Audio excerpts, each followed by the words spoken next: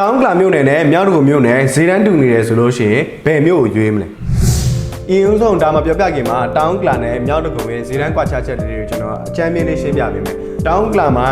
40-60ရက်ကွက်အတွင်းမြေကွက်ဝယ်မယ်ဆိုလို့ရှိရင်ကျွန်တော်မြောက်တကူမှာ40-60အိမ်အစ်စ်ကိုရနိုင်တဲ့အနေအထားမှာရှိတယ်ကျွန်တော်20-60အနေအထားကိုပြောမယ်ဆိုလို့ရှိရင်တောင်ကလာမှာ20-60အိမ်အသင့်တင့်ပါပြီးသားအနေအထားကကျွန်တော်မြောက်တကုံမှာ40-60မြေကွက်အလုပ်ဝယ်လို့ရတဲ့အနေအထားမှာရှိတယ်ဈေးတန်းတွေကတော့အဲ့လိုမျိုးတော့ကွာတာပေါ့မြို့နယ်ချင်းကလည်းမတူဘူးတောင်ကလာကသွားလာရတာလည်းလွယ်ကူတယ်မြို့ရဲလည်းတီးတယ်မြောက်တကုံတက်အရင်ပို့ပြီးတော့မှရေပန်းစားတဲ့မြို့တစ်ခုဖြစ်တဲ့အတွက်ဈေးတန်းတော့ကျွန်တော်သွားပြီးတော့မှရှင်းလို့မရဘူးပေါ့နော်ကျွန်တော်ကတော့ option တစ်ခုစဉ်းစားရတယ်နေမယ်ဆိုလို့ရှိရင်ကျွန်တော်မြောက်တကုံကိုရွေးပြီးတော့မှအလုပ်လုပ်မယ်ဆိုလို့ရှိရင်တော့ကျွန်တော်တောင်ကလာကိုရွေးမှဖြစ်ပါတယ်တောင်ကလာကိုပြောရမယ်ဆိုလို့ရှိရင်တော့သူက contract တွေတော်တော်လေးကိုများသွားတဲ့အနေအထားမှာရှိတယ်20-60အိမ်အပြင်ကိုမှကျွန်တော်တို့10-60 7 P 60အိမ်တွေပါကျွန်တော်တို့တွေ့ရတယ်လမ်းရက်ကွက်လမ်းနေတာလည်းမြောက်တကုံနဲ့ရှင်းမယ်ဆိုလို့ရှိရင်တော်တော်လေးကျင်းတယ်လို့ကျွန်တော်ပြောလို့ရတဲ့အနေအထားပေါ့နော် contract တွေလည်းများတယ်ခုနကလိုမျိုးအကွက်ကျင်းတွေလည်းများတဲ့အတွက်ကားပါကင်ကိစ္စကလည်းတော်တော်လေးစကားပြောနေရတဲ့ပြဿနာလေးတစ်ခုဖြစ်နေပါတယ်ဒါပေမဲ့